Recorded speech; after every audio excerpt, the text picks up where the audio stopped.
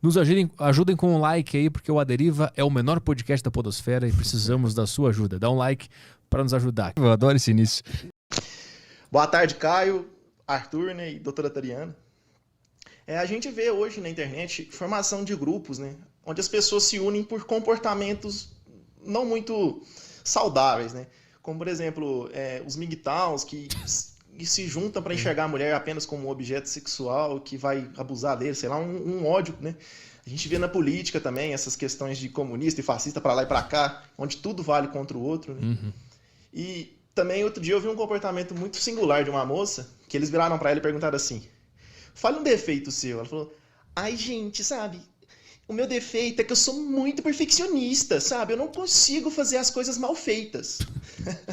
Então, assim, a minha pergunta é, de onde vem isso, né?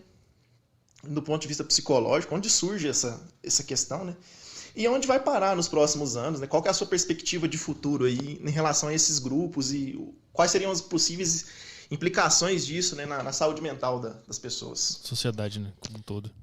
Eu acho que está acontecendo, por exemplo, o que você trouxe, os MGTOWs, por exemplo, está acontecendo uma grande mudança em termos de como a gente cria as nossas filhas para serem, e não aconteceu uma grande mudança com relação a como os homens são criados.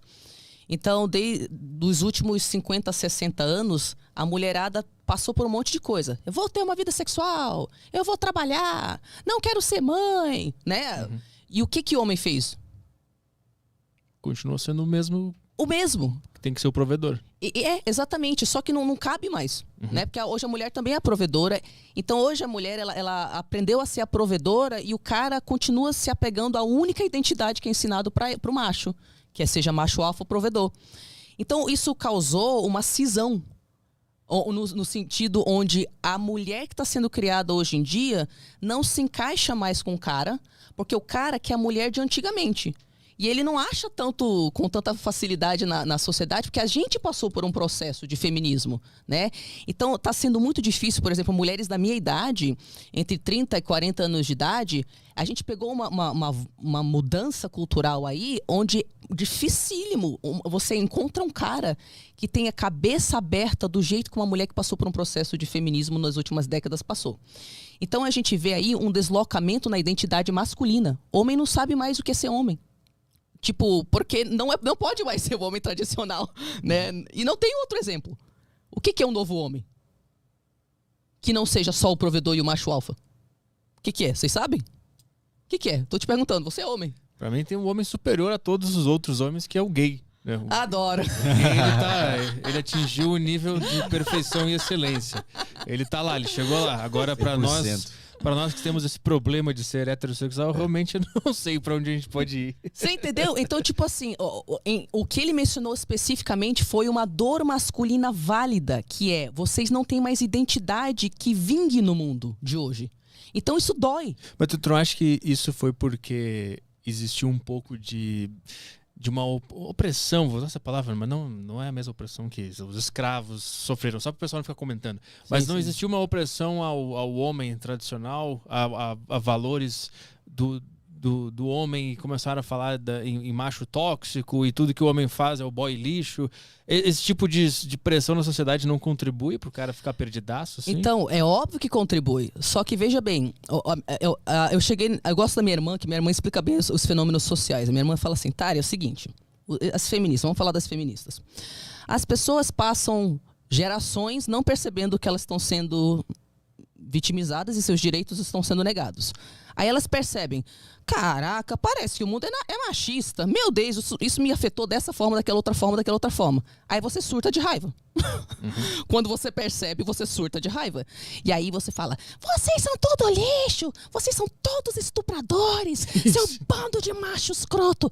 E aí, quando você encontra um jeito de existir enquanto mulher, quando você passa pela raiva, aí você entende, não é que todos os homens são um pedaço de lixo, é que a gente está numa transformação social e o cara tem umas expectativas que não vai rolar. Então, para eu me relacionar com o cara, tem que ser um cara com uma mente mais aberta, que aceita igualdade na relação.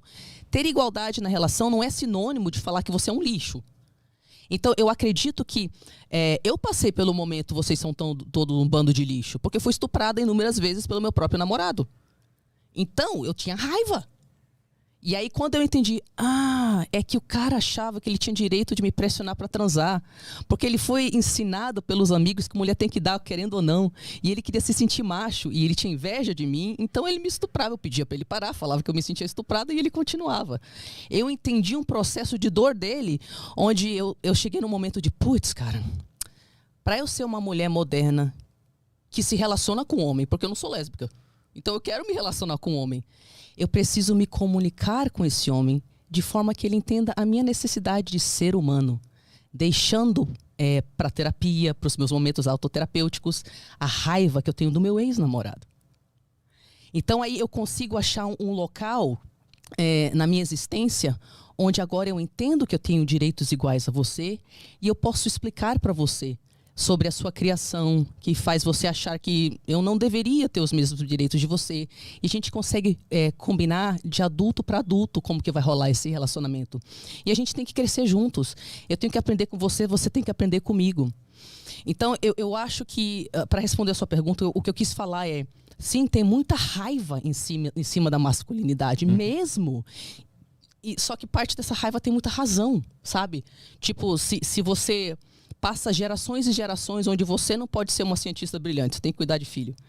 Você não pode ter vida sexual, mas o seu marido pode te trair e você tem que aguentar. Porque você não tem o mesmo direito, você vai ser uma vagabunda se você tiver uma relação sexual fora do casamento. Um monte de opressão em cima da mulher e ela percebe, peraí, cara, eu também quero ter direitos iguais. Então a gente dá um período de surto. Mas eu acho que aí justifica a raiva que esse outro grupo tem lá do outro lado, dos MGTOWs. Porque eles têm as raivas deles em relação às mulheres.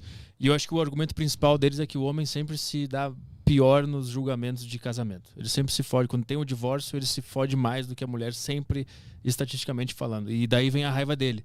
Então ele age da mesma forma que as feministas agiram com os homens, eles fazem a mesma coisa.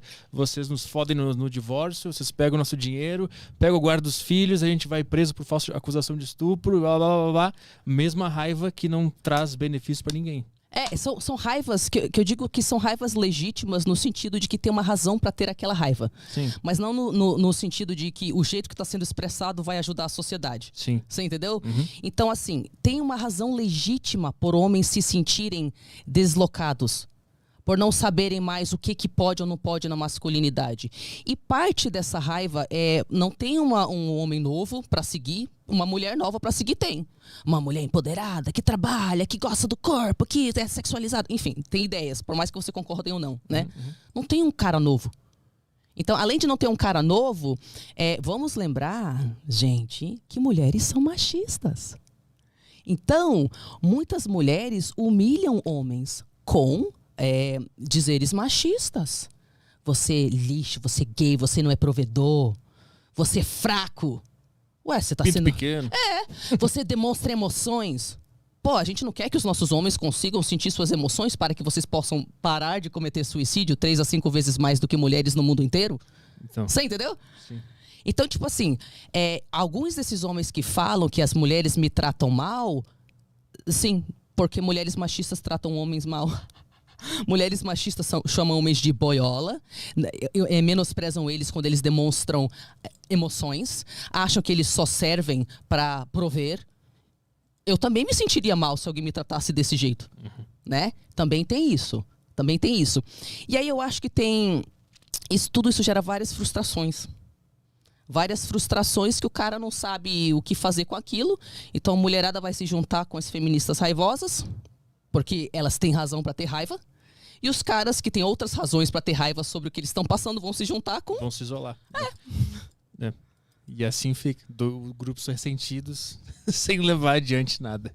Eu acho que... Lembra que eu falei anteriormente que quando uma pessoa que aceita certas coisas a vida inteira percebe que ela foi vitimizada, ela dá uma surtada, ela começa a dar voadora na cara dos outros? Sim. E que isso pode ser uma melhoria com relação à posição anterior, mas que não é legal se você não chegar na terceira posição. Sim. E a terceira posição é o quê?